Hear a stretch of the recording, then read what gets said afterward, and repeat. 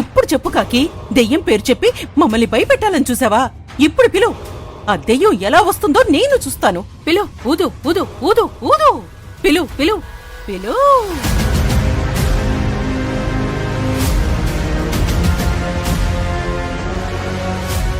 ఏంటి, షాక్ అయిపోయావు కదా? ఇదంతా ఎలా జరిగిందనుకుంటున్నావా కాకి? నిన్న రాత్రి నువ్వు గురక పెడుతున్నప్పుడు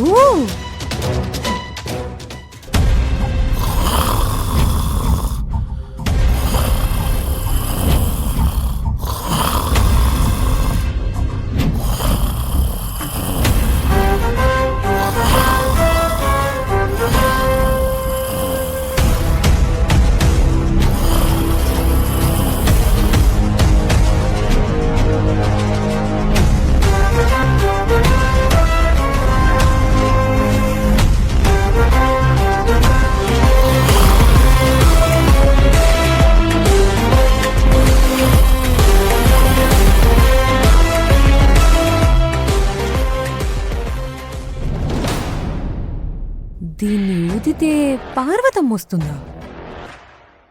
ఇది ముక్కలు చేసేస్తే రాదుగా. చేస్తా, ముక్కలు చేస్తా.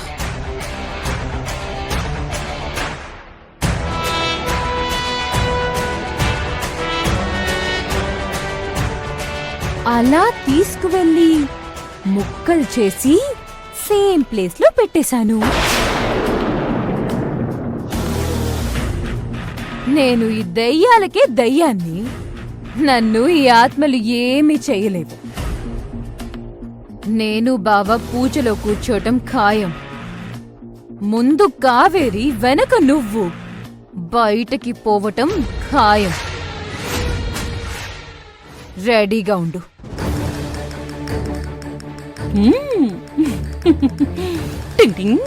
నాగరాజా నాగరాజా.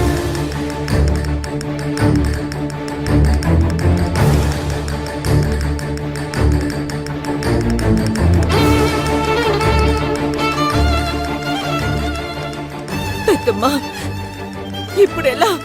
ఇప్పుడెలా నిన్ను పిలిచేది?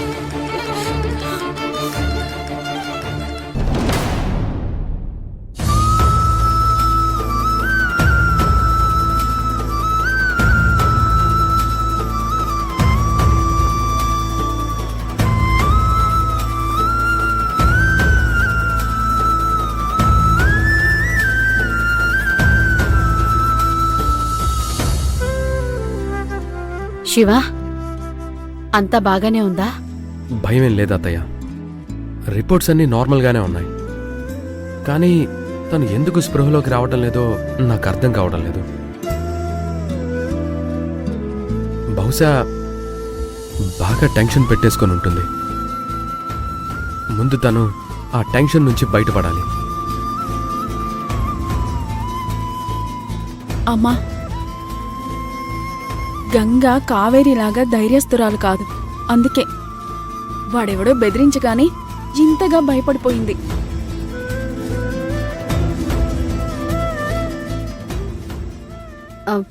స్నేహ,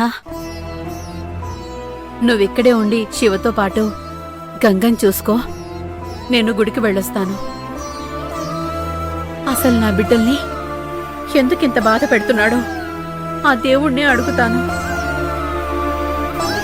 కావేరి కోసం నాకిష్టయ్య అప్పుడేం చేశాడో ఇప్పుడు నా బిడ్డల కోసం నేను అదే చేస్తాను. అమ్మా, ఆ పూజలో కావేరి చేస్తానని చెప్పింది కదా, నువ్వు ఇక్కడే ఉండు. ఒకవేళ గంగకి స్పృహ వస్తే ముందు నిన్నే అడుగుతుంది. అవునత్తయ్య, తను స్పృహలోకి రాగానే ముందు నిన్నే అడుగుతుంది. నువ్వు కనిపించకపోతే గొడవ చేస్తుంది. కావేరికి ఫోన్ చేసి గుడికి వెళ్ళమని చెప్దాం. లేదు శివ, అక్కడ కావేరి కూడా చాలా ఇబ్బందుల్లో ఉంది. నేనే వెళ్ళొస్తాను.